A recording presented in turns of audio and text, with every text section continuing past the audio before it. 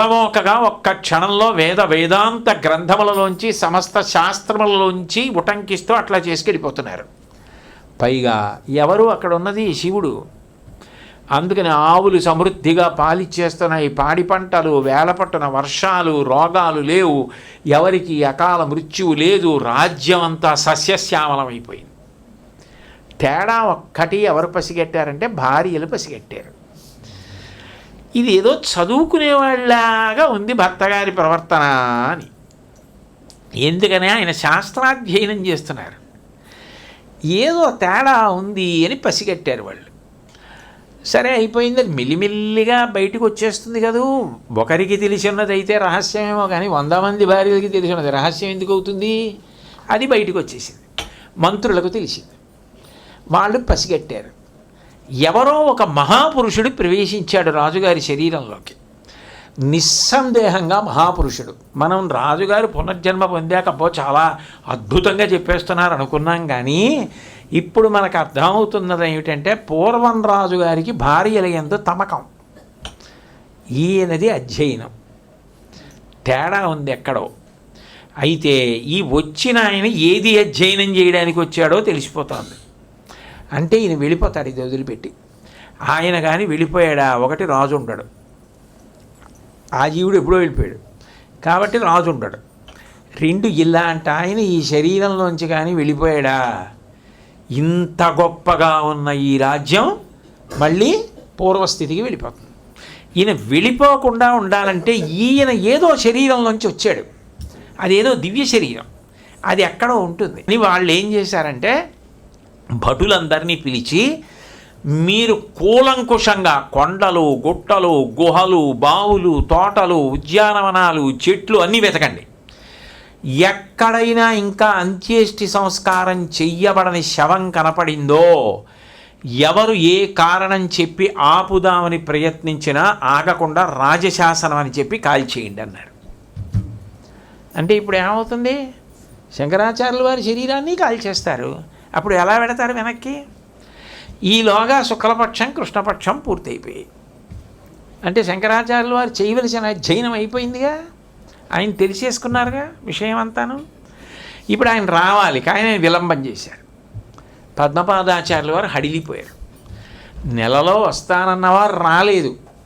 ఇప్పుడు రాలేదు కాబట్టి మచ్చేంద్రనాథుడు గోరక్షకుడు పరిస్థితి వచ్చింది అని ఆయన ఏం చేశారంటే శంకరాచార్యుల వారు ఎక్కడున్నారు అని వెతుక్కుంటూ వెడితే ఇదిగో అమరక మహారాజు అకస్మాత్తుగా లేచాడు, రాజ్యం ఇంత గొప్పగా ఉంది, ఇవన్నీ తెలుసుకొని ఖచ్చితంగా మా గురువు గారే అని తెలుసుకున్నారు. తెలుసుకొని ఎట్లా వెళ్ళాలి ఇప్పుడు? రాజదర్శనం అంత తేలిగ్గా దొరుకుతుందా? గాయకుడి వేషం కట్టి చాలా గొప్పగా పాటలు పాడుతున్నారు రాజ్యంలో. మహారాజా ఎవరో వచ్చారు, ఒక ఆయన చాలా బాగా పాటలు పాడుతున్నారు, మీరు కూడా వినాలి ఆ పాటలు అన్నారు. అంటే వెంటనే మహారాజు అమరకుడు ఏం చేశాడంటే, ఇంత బాగా ఎవరో వచ్చారట, రాజ్యపు వీధులలో తిరుగుతూ చాలా గొప్పగా పాట పాడుతున్నట్ట, అందుకని ఆయన్ని అంతఃపురంలోకి పిలవండి, నేను కూడా పాట వింటాను అన్నాడు. అంటే పద్మపాదాచార్యుల వారే గాయకుడి వేషంలో ఉన్నది. పద్మపాదాచార్యుల వారిని అంతఃపురంలోకి తీసుకొస్తే ఆయన పాట రూపంలో భ్రమర గీతాలు పాడారు. భ్రమర గీతాలంటే ఓ తుమ్మెదా అని మొదలెట్టారు రాజుని. ఓ తుమ్మెదా, నీకు గుర్తుందా, ఒకప్పుడు మనందరం కూడా కలిసి తిరిగేవాళ్ళం, మీరు అనేక పువ్వులలో ఉన్నటువంటి తేనె తాగుతూ మాతో తేనె తాగిస్తూ ఉండేవారు, అన్నిటికన్నా మేము తాగిన గొప్ప తేనె మీ పాదములనబడేటటువంటి పుష్పములలో ఉన్న అమృతాన్ని గ్రోలుతూ ఉండేవాళ్ళం, దినదిన ప్రవర్ధమానమయ్యాం, మీరు లేకుండా బ్రతకలేని వాళ్ళం మేము. ఓ పెద్ద భ్రమరమా, నువ్వు ఒక కారణం చేత మనం ఉన్నటువంటి ఉద్యానవనాన్ని విడిచిపెట్టి ఈ తోటలోకి వచ్చావు, ఈ తోటలో ఉండిపోయావు, అక్కడ ఉన్నటువంటి నీ ఇల్లు తగలబెట్టేయడానికి ప్రయత్నిస్తున్నారు, కాబట్టి వెంటనే బయలుదేరి జాగరూకుడవై ఆలస్యం లేకుండా మన తోటకు వచ్చేసేయి అని పాడారు. భ్రమర గీతాలు అంటారు. అంటే నేను సంక్షిప్తంగా కథారూపంగా చెప్పేస్తున్నాను. పాడితే శంకరాచార్యుల వారు గ్రహించారు, పద్మపాదుల వారు వచ్చారు, ఈ విషయం చెప్తున్నారు అని వెంటనే శరీరాన్ని వదిలిపెట్టారు. ఆ కూర్చుని వింటున్న శరీరం కూర్చున్నట్టే ఒరిగిపోయింది. ఇక్కడ ఆయన శరీరాన్ని కాపాడడం కోసం అని చెప్పి పాపం శిష్యులు శంకరాచార్యులు వారి శరీరాన్ని ఎంతో జాగ్రత్తగా రక్షిస్తూ కూర్చున్న ఆ గుహలోకి భటులు వచ్చారు. ఇది ఎవరి శరీరం అని అడిగారు. ఇది ఏదో మా గురువుగారి శరీరం లేండి వాళ్ళు ఏదో చెప్పబోయారు. ఇంకా మాకు ఇవన్నీ అనవసరం, రాజశాసనం, ఎక్కడా రాజ్యంలో శవం ఉండడానికి వీల్లేదు, దీన్ని తగలబెట్టేయాలని శరీరాన్ని తీసుకెళ్ళి కట్టెల మీద పెట్టి వెలిగించేశారు. అది కాలిపోతుంది. అప్పటికే కాళ్ళు చేతులు కాలిపోయాయి. అప్పుడు శంకరాచార్యుల వారి కోసం శిష్యులు ఆ శరీర రక్షణ చేస్తున్న వాళ్ళు ఆక్రోశిస్తున్నారు. ఇదోగా పద్మపాదాచార్యుల వారిని బంధించారు. ఆ తర్వాత ఆయన పాటగాడే కానీ పాపం ఆయన ఏం చేయలేదు, రాజే తనంత తాను ఒరిగిపోయాడని పద్మపాదాచార్యుల వారిని వదిలేశారు గాయకుడు అనుకుని. పద్మపాదుల వారు వచ్చే లోపల శిష్యులు ఆక్రోశిస్తూ చూస్తున్నారు గురువుగారి కోసం ఎట్నుంచి వస్తారని. శంకరులు గగన మార్గంలో యోగ మార్గంలో వచ్చి చితి మీద కాలిపోతున్న శరీరంలోకి వెళ్ళారు. కాలిపోతున్న శరీరం అంటే అప్పుడు కాళ్ళు చేతులు కాలిపోయాయి. అప్పుడు దాని మంట ఎలా ఉంటుంది? అప్పుడు మళ్ళీ కాళ్ళు చేతులు లేకుండా ఎట్లా? అప్పుడు లక్ష్మీ నృసింహ మమ దేహి కరావలంబం అని, ఓ లక్ష్మీ నృసింహుడా నాకు నువ్వు నీ కరమును ఆలంబనంగా ఇయ్యి అని ప్రార్థించారు. ఆ లక్ష్మీ నృసింహ కరావలంబ స్తోత్రం అసలు ఒళ్ళు గగురు పొడుస్తుంది. అటువంటి స్తోత్రం చేశారు లోపలికి వెళ్ళి ఆ శరీరంతో. శ్రీమత్పయోనిధి నికేతన చక్రపాణి భోగీంద్ర భోగి మణిరంజిత పుణ్యమూర్తే యోగీ శాశ్వత శరణ్య భవాబ్ధిపోత లక్ష్మీ నృసింహ మమ దేహి కరావలంబం. నాకు మీరే చేయూత కావాలి. కాళ్ళు చేతులు కాలిపోయాయి. శంకరాచార్యులు వారు ఆ రోజు చేసినట్టే వాళ్ళ శ్లోకం చదువుదామంటే నాకు కన్ను ఇబ్బందిగా ఉంది. లక్ష్మీ నృసింహ మమ దేహి కరావలంబం. ఆ లక్ష్మీ నృసింహుడే నాకు ఒక ఆలంబనం కావాలి అని, మీరు నాకు ఆలంబనమై నా కాళ్ళు చేతులు మళ్ళీ వచ్చేటట్టు చేసి రక్షించండి అంటూ బ్రహ్మేంద్ర రుద్ర మరుదర్క కిరీట కోటి సంఘట్టితాంగ్రి కమలామల కాంతి కాంత లక్ష్మీ లసత్కుచ సరోరుహరజహంస లక్ష్మీ నృసింహ మమ దేహి కరావలంబం. ఓ లక్ష్మీ నృసింహుడా నాకు నువ్వు ఆలంబనంగా ఆధారంగా. ఏమి శ్లోకాలు చేశారండి. కాళ్ళు చేతులు కాలిపోయినటువంటి శరీరంలోకి వెళ్ళి అప్పుడు చేశారు లక్ష్మీ నృసింహుడిని. అందుకే ఈ స్తోత్రం ఎప్పుడు శంకరులు సాధారణంగా ఇది శంకరుడు చేశాడు అని చెప్పుకోరు. ఇది చెప్పి ఇది ఎవరు ఎక్కడ ఎప్పుడు చదివినా నృసింహానుగ్రహం ఉంటుందని చెప్పారు. సంసారదావదహనాకరభికరోరు జ్వాలావలీభిరతి దగ్ధతనూరుహస్య త్వత్పాదపద్మసరసీరుహమగతస్య లక్ష్మీ నృసింహ మమ దేహి కరావలంబం. మన కోసం చేసిన స్తోత్రం. చితి మీద మంటే ఉందయ్యా స్వామి, సంసారమన్న అగ్నిలో కాలిపోతున్నవాణ్ణి నన్ను రక్షించు. సంసారజాలపతితస్య జగన్నివాస సర్వేంద్రియార్థబడిశాగ్రజుషోపమస్య ప్రోత్కంపిత ప్రచురతాలుకమస్తకస్య లక్ష్మీ నృసింహ మమ దేహి కరావలంబం. అసలు ఎలా చేశారా ఈ శ్లోకాలప్పుడు అనిపిస్తుంది. గేలానికి చిక్కింది చేప, దాన్ని తీసి వలలో పడేశాడు. ఇప్పుడు వలలో పడిపోయిన చేపకి ఊపిరి అందదు. అనవసరంగా గాలాన్ని కొరికింది, నోరా దెబ్బతింది, వలలోన పడిపోయింది, ఒంటి తెడ ఆరిపోతోంది, కొట్టుకుంటోంది. అప్పుడు మెడ వణికిపోతూ దవడలు వణికిపోతున్న చేప ఎలా ఉంటుందో సంసారంలో పడిపోయి తప్పించుకోలేక అలా కొట్టుకుంటున్నాను స్వామి నన్ను రక్షించు. సంసారజాలపతితస్య జగన్నివాస సర్వేంద్రియార్థబడిశాగ్రజుషోపమస్య ప్రోత్కంపిత ప్రచురతాలుకమస్తకస్య లక్ష్మీ నృసింహ మమ దేహి కరావలంబం. సంసారం అనే వలలో పడిపోయాను, ఇంద్రియ సుఖాలనే గాలానికా చిక్కిపోయాను, దవడలు ఉనికిపోతున్నాయి, మెడ కదిలిపోతోంది, భయంతో కదిలిపోతున్నాను, ఆయువు అయిపోతోంది. ఆ భటులు వచ్చేస్తే ఏమైపోతానో, మీరు తప్ప ఎవరు నన్ను రక్షిస్తారు అని సంసారకూపమతి ఘోర మగాధమూలం సంప్రాప్య దుఃఖ శతసర్ప సమాకులస్య దీనస్య దేవ కృపయా పదమాగతస్య లక్ష్మీ నృసింహ మమ దేహి కరావలంబం. పెద్ద గోతులో పడిపోయాడు. పైన రక్షించేవాళ్ళు ఎవరూ కనపట్టలేదు. ఆ గోతులో వేల సర్పాలు చుట్టుముట్టాయి. ఇప్పుడు ఎలా ఉంటుందో ఆ భయపడిపోతున్నవాడి పరిస్థితి. అలా ఉన్నాను. అతి ఘోరమైనటువంటి లోతైన సంసారమన్న గోతిలో పడిపోయాను. చుట్టూ ఎన్ని దుఃఖాలు పాపాలలా పట్టేశాయి, పాముల్లా పట్టేశాయి. వణికిపోతున్నాను. స్వామి మీరు తప్ప ఎవరు రక్షిస్తారు? లక్ష్మీ నృసింహ మమ దేహి కరావలంబం. నాకు మీరు ఆలంబనం కండి. నిజానికి శంకరాచార్యులు వారిది ఆ స్థితి. అప్పుడు కూడా మన ఉద్ధరణ గురించి మన మీద పెట్టి రాశారు. మన మీద పెట్టకుండా ఆయన మీద పెట్టుకుని రాశారు. సంసార భీకర కరీంద్ర కరాభిఘాత నిష్పీడ్యమాన వపుష సకలార్తినాశ ప్రాణ ప్రయాణ భవభీతి సమాకులస్య లక్ష్మీ నృసింహ మమ దేహి కరావలంబం. ఈ సంసారంలో నేను నాది అన్న భావనతో, రాగద్వేషాలతో, త్రిగుణాలతో ఎన్ని పాపాలు చేశానో అంతులేదు. చేసిన పాపాలకి ఎలా ఉన్నానంటే, మదపుటేను వచ్చి తొండమెత్తి కోట నలిగిపోయిన వాడు ఎలా కింద పడిపోతాడో పైకి లేవలేక నిప్పితో అలా పడిపోయాను చేసిన పాపపుణ్యాలతో. మీరు తప్ప నన్ను ఎవరెత్తుతారు? ప్రాణప్రయాణ సమయం అయిపోయినప్పుడు నేను చేసిన పాపాలకి కింకరులు ఇలా చూపిస్తుంటే నన్ను ఎవరు రక్షిస్తారు? మీరు తప్ప. సంసారతర్ప విషదిగ్ధ మహోగ్ర తీవ్ర దంష్ట్రాగ్రకోటి పరిదష్ట వినష్టమూర్తే నాగారివాహన సుతాబ్ధి నివాస శౌరే లక్ష్మీ నృసింహ మమ దేహి కరావలంబం. సర్పములకు శత్రువైనటువంటి గరుత్మంతుణ్ణి వాహనంగా పొందినటువంటి వాడు నృసింహస్వామి విష్ణుమూర్తి. అమృతసాగరమనందు నివసించేటటువంటి వాడు.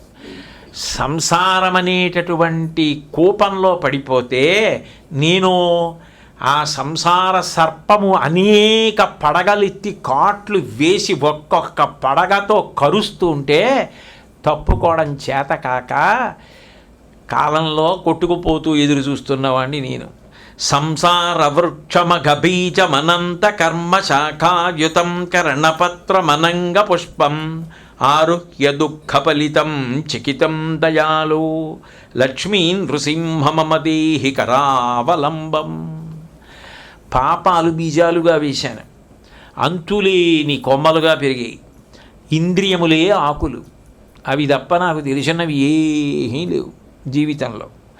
ఆ ఇంద్రియముల వలన కలిగినటువంటి సుఖదుఖములనేటటువంటి చెట్టు మీద ఎక్కి కూర్చున్నాను. రావలసిన సమయం రాగానే ఈ చెట్టు కూలి కింద పడతాను, వాళ్ళు తీసుకుపోతారు. అసత్యమైన చెట్టు మీద కూర్చొని చాలా గొప్పగా ఉన్నానని అనుకుంటున్నాను. మీరు తప్ప నన్ను ఎవరు కాపాడుతారు? సంసార సాగర విశాల కరాల కాల నక్రగ్రహ గ్రసిత నిగ్రహ నిగ్రహస్య వ్యగ్రస్య రాగ నిచయోర్మి నిపీడితస్య లక్ష్మీ నృసింహ మమ దేహి కరావలంబం. సంసారమనే సముద్రంలో దిగి చాలా బాగున్నాయి కెరటాలు, ఎంత బాగున్నాయో అని ఆ షడూర్ములకు మురిసిపోయాను. రానే వచ్చింది భయంకరమైనటువంటి మొసలి, సముద్రంలోంచి మృత్యువు పట్టేసింది కాలు. ఇప్పుడు ఇది లాగేస్తోంది, నేనా విడిపించుకోలేను. బాగున్నాయనుకున్న షడూర్ములే లోపలికి తోసేస్తున్నాయి. ఇటువంటి స్థితిలో నన్ను ఎవరు కాపాడతారయా స్వామి, మీరు తప్ప. సంసార సాగర నిమజ్జనముహ్యమానం దీనం విలోకయ విభో కరుణానిధే మాం ప్రహ్లాదఖేద పరిహార పరావతార లక్ష్మీ నృసింహ మమ దేహి కరావలంబం. సంసార ఘోర గహనే చరతో మురారే మారోగ్రభీకర మృగ ప్రచుతార్థితస్య ఆర్తస్య మత్సర నిదాఘ సుదుఃఖితస్య లక్ష్మీ నృసింహ మమ దేహి కరావలంబం. ఈ సంసారంలో జనన మరణ చక్రమనేటటువంటి భయంకరమైన అరణ్యంలో దారి తప్పిపోయి తిరుగుతున్నాను. దారి తప్పిపోయి తిరుగుతుంటే కామక్రోధములనేటటువంటి భయంకరమైన మృగాలు అలా ఎదురుగుండా నిలబడి ఎలా తినేద్దామా అని మీదబడి కరుస్తున్నాయి. ఆ పైన మాత్సర్యం అనే వడగాడ్పు ఇస్తోంది. దుఃఖశాంతికి శాంతి అన్న చుక్క నీరు దొరకట్లేదు. ఈ స్థితిలో ఉండి చాలా హాయిగా ఉన్నాను అనుకుంటున్నాను. నన్ను మీరు తప్ప ఎవరు కాపాడతారు? లక్ష్మీ నృసింహ మమదేహి కరావలంబం బద్ధ్వా గళేయమభటా బహుతర్జయంతః కర్షంతి యత్ర భవపాశసతైర్యుతం మాం ఏకాకినం పరవశం చకితం దయాలో లక్ష్మీ నృసింహ మమదేహి కరావలంబం. ఉంటాను ఉంటాను ఉంటాను అనుకున్నాను. ఠక్కునైపోయింది ఆయువు. యమభటులు వచ్చారు. హడిలిపోయాను వాళ్ళని చూసి. బద్ధ్వా గలే యమభటా బహుతర్జయంతః. పాశం మెడకి వేశారు. లాగుతుంటే ఊపిరందక కపవాత పైత్యములు పైకి ఉబికి కొట్టుకుంటూ రక్షిస్తుందనుకుని భార్య పేరు పిల్లల పేర్లు పిలుస్తున్నాను. వాళ్ళు అయిపోతోంది, మంచం మించి కిందకి దింపేయమా, బయట పడుకోబెట్టేయమా, చాపేయమా, బొంతేయమా, ఎక్కడ పడుకోబెట్టమని వాళ్ళు అంటున్నారు. దీనికోసమా ఇన్నాళ్ళు ఇందులో ఇంత కష్టపడ్డాను అనుకుంటున్నాను. అయ్యో వాళ్ళు మా వాళ్ళు అంటుంటే వాళ్ళేమో ఇలా వేలు చూపించి నోర్మోయ్ ఇంతకాలం ఉన్నావు, ఒక్కనాడు భగవన్నామం అక్కర్లేదు, ఇంకా ఉంటావా అని బహుతర్జయంతః కళ్ళు పెద్దవి చేసి చూపుడు వేలు చూపించి రా అని పాశం బట్టి లాగేస్తున్నారు. ఊపిరా అందదు. కర్షం త్రియత్ర భవపాశతైర్యుతం మాం. అప్పుడు సంసార పాశములు యమపాశములు 100 పాశములు కట్టి లాగేస్తున్నారు నన్ను. ఏకాకీనం, ఒక్కడే. అప్పుడు ఎవ్వరు నేనున్నానని రావడానికి ఎవరికి కనపడవు అవన్నీ. పరవశం, అతి భయంతో వణికిపోతుంటే చకితం దయాలు, ఇప్పుడు అడిగితే అప్పుడు రక్షించేవాడు నువ్వే, నేనున్నానని నువ్వు వస్తావు. లక్ష్మీ నృసింహ మమదేహి కరావలంబం, నాకు ఆలంబనంగా. లక్ష్మీపతే కమలనాభ సురేశ విష్ణో యజ్ఞేశ యజ్ఞమధుసూదన విశ్వరూప బ్రహ్మణ్యకేశవ జనార్దన వాసుదేవ లక్ష్మీ నృసింహ మమదేహి కరావలంబం. ఏకేన చక్రమ పరేణ కరేణ శంఖమన్యేన సింధుతనయామవలంబ్య తిష్టన్ వామే తరేణ వరదా భయపద్మచిహ్నం లక్ష్మీ నృసింహ మమదేహి కరావలంబం. శంఖచక్రాలు 2 చేతులతో పట్టుకుని ఎడంచేత్తో విలాసంగా లక్ష్మీదేవిని కౌగిలించుకుని ఆ పద్మము చిహ్నముగా కలిగినటువంటి నీ అభయహస్తాన్ని చూపిస్తూ నువ్వు తప్ప నన్ను ఎవరు కాపాడతారయా? అంధస్య మే హృత వివేక మహాధనస్య చోరైర్మహాబలి బలిభిరింద్రియ నామధేయైః మోహాంధకార కుహరే వినిపాతితస్య లక్ష్మీ నృసింహ మమదేహి కరావలంబం. తత్వం తెలుసుకోలేక శరీరం ఉంది, ఆయుర్దాయం ఉంది, ఐశ్వర్యం ఉంది, పొలాలు ఉన్నాయి, నాకు భార్య ఉంది, భర్త ఉంది, పిల్లలున్నారు, ఇంత పరివారం ఉంది అని ఒళ్ళు తెలియక ప్రవర్తించాను. అయిపోయిన తర్వాత ఒక్కడిని శరీరం వదిలి ప్రయాణం చేసేటప్పుడు అయ్యో తోడుగా రావడానికి ఒక్క పుణ్యం, ఒక్క శాస్త్రవాక్కు, ఒక్క శ్రద్ధ, గురుభక్తి, దైవభక్తి ఏమి నేర్చుకున్నాను? అంత ఆయువైపోయింది, మళ్ళీ వస్తుందా? రమ్మంటే ఇంకా మళ్ళీ ఇలాంటి శరీరం, ఎంత దుర్వినియోగం చేసేసాను అని బాధపడి ప్రయోజనం ఏముంది? ఇక తీసుకుపోయిన తర్వాత వాళ్ళు జీవుణ్ణి లాగేశాక అప్పుడు నాకెవరయా దిక్కు? ఇంక సమయం అయిపోతుంటే నువ్వే దిక్కు స్వామి. ప్రహ్లాదన, ఇవన్నీ శ్లోకంలో చూసమండి, నా సొంత భావాలు కావు. ప్రహ్లాద నారద పరాశర పుండరీక వ్యాసాది భాగవత పుంగవహృన్నివాస భక్తానురక్త పరిపాలన పరిజాత లక్ష్మీ నృసింహ మమదేహి కరావలంబం. ప్రహ్లాదుడు, నారదుడు, పరాశరుడు మొదలైన వారి హృత్పుండరీకమునందు నిత్యము నివాసం చేసి ప్రకాశించేటటువంటి భక్త సులభుడా, నాకు నువ్వు ఆలంబనంకా అని శంకరులు కాలిపోతున్న కాళ్ళు చేతులతో దగ్ధమైపోయి స్తోత్రం చెయ్యగానే మళ్ళీ కాళ్ళు చేతులు వచ్చేసాయి. అంటే ఒక్కటి ఆలోచించండి, శంకరాచార్యుల వారి యందు దోషం ఉంటే నరసింహస్వామి అనుగ్రహం ఉంటుందా? అంటే ఆయన కించిత్తు దోషము చేసినవారు కాదు. ఇంకింతకన్నా అతిమానుష చేష్టితం అంటే చితి మీద కాళ్ళు చేతులు కాలిపోయిన దాంట్లోకి మళ్ళీ ప్రవేశించడం ఏమిటి, స్తోత్రం చేసి కాళ్ళు చేతులు పొందడం ఏమిటి? పొందడం కాదు, పొంది చితిమించి బయటికి వచ్చి లక్ష్మీ నృసింహ చరణాబ్జ మధువ్రతేన స్తోత్రం కృతం శుభకరం భువి శంకరేణ ఏతత్ పఠంతి మనుజా హరిభక్తియుక్త స్థేయాంతి తత్పదసరోజ అఖండ రూపం. ఇది శంకరాచార్యుడు అని పేరు కలిగినటువంటి లేను లక్ష్మీ నృసింహస్వామి వారి యొక్క పాదములు అనబడేటటువంటి పద్మములలోని మకరందపానం చేస్తూ చెప్పినటువంటి శుభకరమైన స్తోత్రం. ఏతత్ పఠంతి మనుజా హరిభక్తియుక్త. హరియందు భక్తితో ఏ మానవుడు ఈ స్తోత్రాన్ని చదువుతున్నాడో అటువంటి వాడికి స్థేయాంతి తత్పద సరోజం అఖండ రూపం.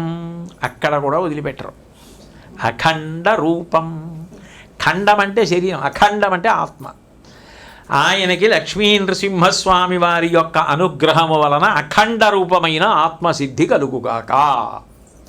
భువి శంకరేణ. భూమి మీద శంకరాచార్యుల వారు చేసిన ఈ స్తోత్రాన్ని ఎవరు చదువుతున్నారో వారందరికీ కూడా అనుగ్రహము కలుగుగాక. అప్పుడు కూడా ఆ స్థితిలో కూడా అది శంకర భగవత్పాదులంటే. అటువంటి ఆయన పేరెత్తితే పాపరాశి ధ్వంసమైపోతుంది అంటే ఆశ్చర్యం ఏముంది? వెంటనే శంకరాచార్యులు వారు బయటకు వచ్చారు, శిష్యులందరూ సంతోషపడిపోయారు, ఆనందపడిపోయారు. ఆనందపడిపోయిన తర్వాత ఒక్క ధర్మ సూక్ష్మం మిగిలిపోతుంది. మరి శంకరాచార్యుల వారు నల్లాళ్ళ తర్వాత ఎందుకు రాలేదు అని అంటే, ఇన్ని విద్యలు శిష్యులకు నేర్పుతున్నాను కదా, నేను వేళ పట్టున వెనక్కి వచ్చేస్తే మనము రాలేమా అని రేపొద్దున్న ఏ శిష్యుడైనా ప్రయత్నిస్తే తట్టుకుని రాగలడా సోహం స్థితిలో ఉండి అధ్యయనం చేసి? అందుకని రాలేరు సుమా, అంత తేలిక కాదు, జాగ్రత్త, ఇటువంటి సాహసాలు చెయ్యవద్దని చెప్పడానికి చేశారు. అతిమానుష చేష్టితమో ఆయనకి మాత్రమే సాధ్యమైంది.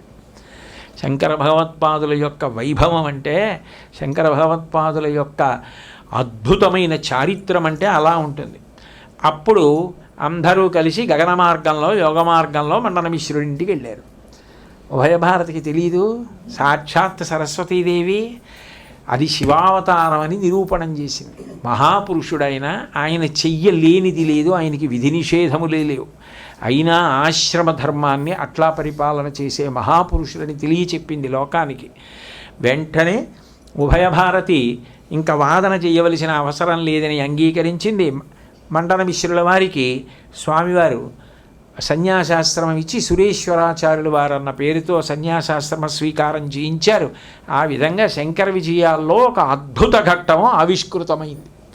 కాబట్టి పరకాయ ప్రవేశ కృతే నమః, అమానుష చారిత్రాఢ్యాయ నమః. పరకాయ ప్రవేశం చేసిన వారు అతిమానుష చేష్టితమును, అమానుషమైనటువంటి చారిత్రమున్నవారు. అంటే మనిషికున్న చరిత్ర కాదు, అది అవతారమని నిరూపణం చేసినవి. రెండు పక్కపక్క నామాలు.